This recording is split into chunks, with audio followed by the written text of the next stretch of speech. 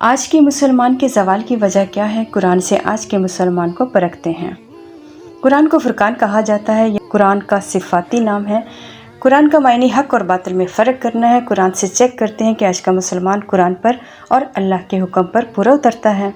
اگر آج کا مسلمان اللہ کے حکم پر پورا اترتا ہے تو پھر اتنا پریشان حال کیوں ہے؟ کیوں ذلت کی دلدل میں اترتا جا رہا ہے؟ کیوں غالب نہ رہا؟ کیوں اتنا محتاج بن گیا؟ کیوں بنیادی ضروریات سے محروم ہو گیا؟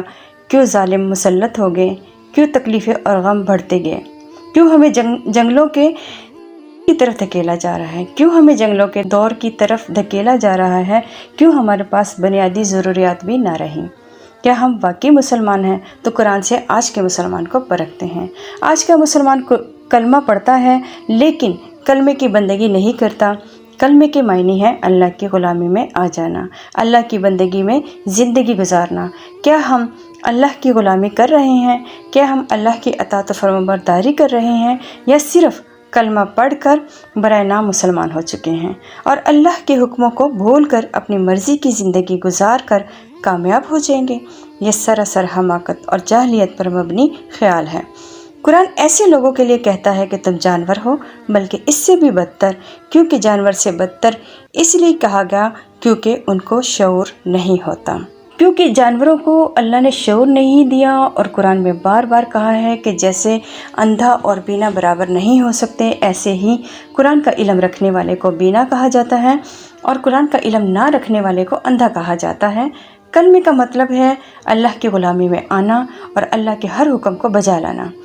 لیکن ہم نے کلمہ پڑھنے کو ہی کافی سمجھ لیا ہے اور خود کو مسلمان ڈکلیئر کر دیا ہے۔ کیا ہم جس قرآن پر ایمان لائے اس پر محنت کی ہے یا اس پر غور و فکر کیا ہے؟ قرآن کو سمجھا یا عمل کیا؟ ہرگز نہیں۔ تو آج کا مسلمان کیسے مسلمان ہونے کا دعویٰ کر سکتا ہے؟ آج کا مسلمان کون سا گناہ نہیں کر رہا؟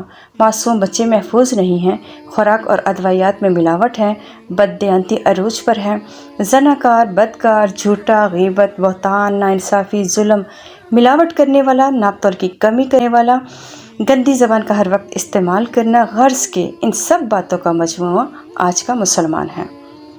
کہاں کلمے کی تابعداری ہے اور کہاں اللہ کے حکموں کا پاس، اور کہاں قرآن کی پیروی ہو رہی ہے؟ بالکل بھی نہیں۔ کوئی بھی قرآن کی پیروی نہیں کر رہا جو اللہ نے قرآن پر ایمان کی شرط رکھی ہے۔ یہ تو کسی بھی اللہ کے حکم کی تعمیل نہیں کر رہا۔ پھر یہ آج کا مسلمان کیسا مسلمان ہے جو اپنے آباء و اجداد کے دین کی اندھی پیروی کرتا ہے، خود قرآن کو وقت نہیں دیتا اور اپنے آباء و اجداد کے دین سے جنت کا حقدار ٹھہر گیا؟ کیا دنیا میں اپنے والدین کی تعلیم کی سند دنیا کے لیے استعمال کر سکتے ہو؟ کیا دنیا میں آپ اپنے والدین کی سند استعمال کر کے دنیاوی فائدہ حاصل کر سکتے ہو؟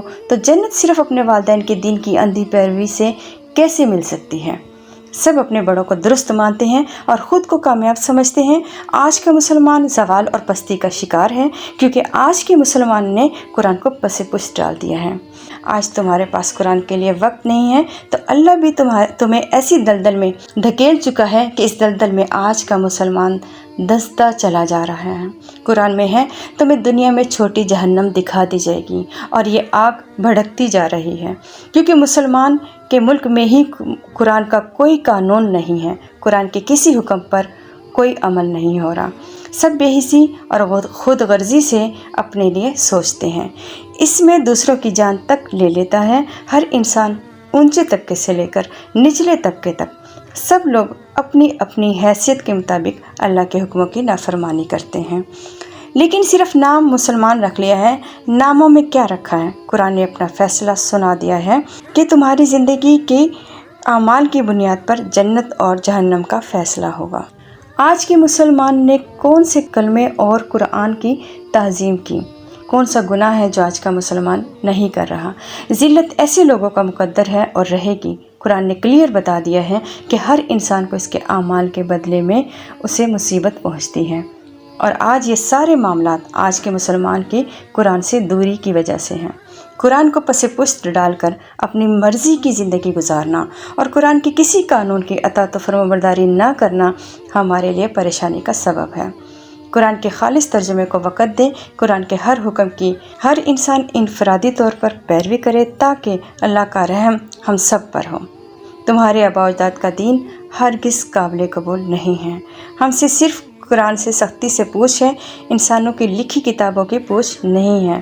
ہم سب کو قرآن کے خالص ترجمے پر عبور حاصل کرنا پڑے گا تاکہ لوگوں کی لکھی کتابوں کو قرآن پر چیک کر سکیں کیا غلط ہے اور کیا درست ہے۔ یہ زوال، یہ پستی، یہ دلدل قرآن کو پس پشت ڈالنے کا نتیجہ ہے۔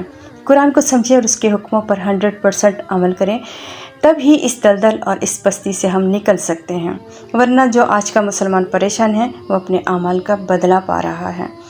قرآن میں ہے تمہیں روز محشر کے دن ایسے بھلا دیا جائے گا جیسے آج تم نے قرآن کو بھلا دیا ہے۔ ایسا کلمہ جو آپ نے پڑھا، ایسا ایمان جو آپ قرآن پر رکھتے ہو ہرگز قابل قبول نہیں ہے۔